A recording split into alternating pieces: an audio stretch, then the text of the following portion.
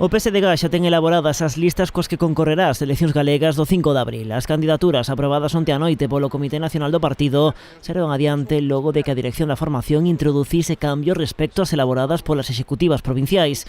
Deste xeito, Julio Torrado pasa do posto 3 ao 4. Por diante del quedan agora, ademais do propio candidato á presidencia da Xunta, Gonzalo Caballero, a xa deputada provincial Isaura Abelairas e a concelleira pontevedresa Paloma Castro.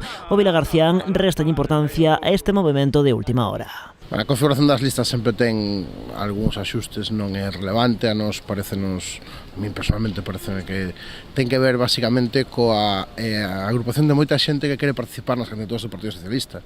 Somos un partido gañador nestas eleccións, hai un cambio posible e moi próximo en Galicia e hai moita xente que pode participar. Torrado entende que os cambios feitos son normais e que a militancia do partido foi escoitada, como sempre. Destaca que as propostas finais foron aprobadas por unanimidade. A militancia está representada no Comité Nacional e votou por unanimidade esas candidaturas que son as que ademais están na rúa e que levan moito tempo xa traballando na rúa para facer o que necesitamos, que é falar das políticas autonómicas. Está claro que podemos falar das cuestións que ocorren e darlle moitas voltas, pero en as candidaturas votadas por unanimidade do partido, cousa que creo que non vai ocurrir nin outro partido. O deputado presume de que o seu partido conta cun sistema de elección de candidatos no que conta a opinión de todos, contrapone de outras formacións como o PP e aproveita para indicar que os de Feijóo aínda non desvelaron quen será o seu candidato por Arousa.